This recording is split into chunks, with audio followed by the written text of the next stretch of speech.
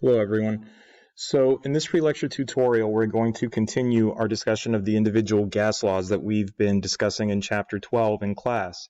If you recall, we've already discussed Boyle's law, which dealt with the relationship between pressure and volume. We've discussed Charles's law, where we discussed the relationship between volume and temperature. And so now we're going to turn our attention to what we call the Gay-Lussac law. Now, the Gay-Lussac law explores that relationship between gas pressure and gas temperature. And so, if any of you have ever read the back of an aerosol can or a spray can, like a deodorant can or a can of cooking spray, then the label that I'm showing here is actually quite familiar. Again, you're being warned to not allow the can to get to a very high temperature. Right? And the reason for that is, again, we don't want the can to explode. And so even though we're aware of this fact, let's actually take a moment to think about what that implies about gas pressure and gas temperature. And so essentially, we can infer from the facts contained in the label that basically if temperature increases, then basically that means that gas pressure should also increase, again, causing the explosion of the can. And so again, since both variables are showing the same behavior, they're both increasing together, or again, the converse should also be true, that the temperature, if it decreases, the pressure should also decrease. That implies a direct proportion between these two variables.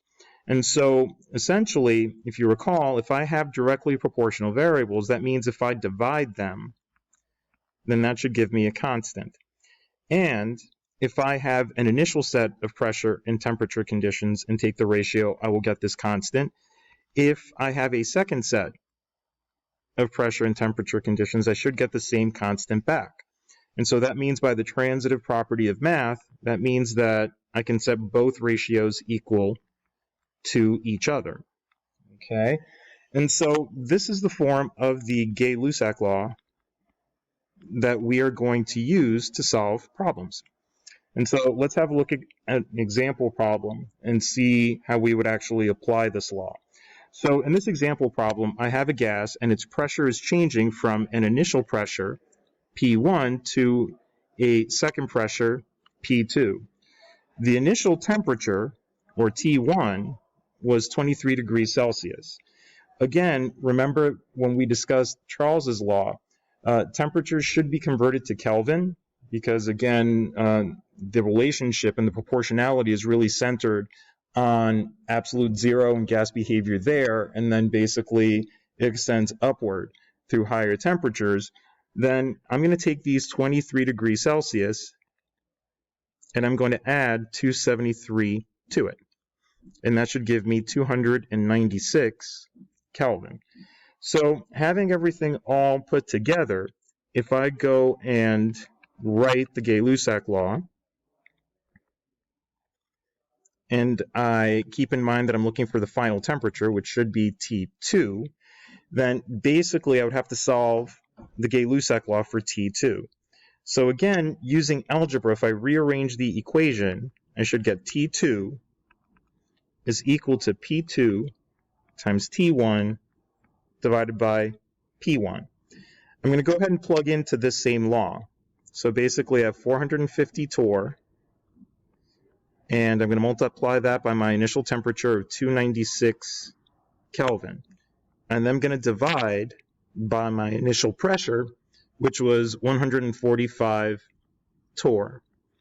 Okay, now notice if I take a moment to examine the math here, that pressure ratio is greater than 1, which means that this T2 should be greater than T1. So stop for a moment and think whether or not this makes sense according to what we know of the Gay-Lussac law.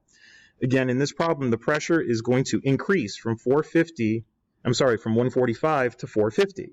So that means pressure is increasing, so we should expect the temperature to increase.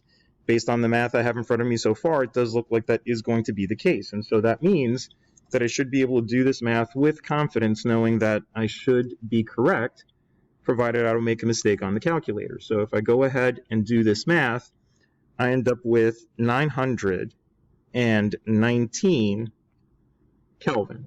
Okay, but usually it's customary to respond in the same units that you're provided, and since the problem started in degrees Celsius, then I probably should convert this back to Celsius by subtracting 273 from my answer.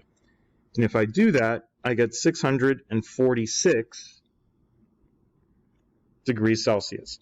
So basically, all of these problems that we're going to do related to the Gay-Lussac law will be similar to this one in that you're going to be provided 3 variables and you must solve for the missing 4th variable.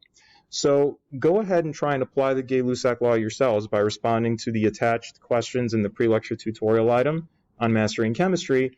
And again, if you have any questions, feel free to email or bring up your questions in class. Okay, see you in class.